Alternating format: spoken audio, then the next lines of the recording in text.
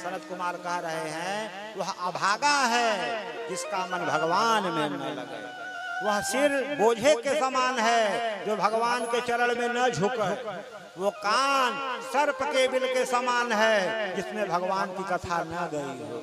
वह जिह्वा मेढक के समान है, बोलना व्यर्थ है जो भगवान का नाम न लेता हो।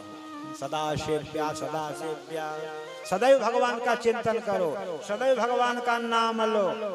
गाली दे रहे हैं, कह रहे हैं महाराज आप कथा सुना रहे हैं कि गाली दे रहे हैं? कह रहे हैं वो गधा है, मूर्ख है, चांडाल है, गधा है।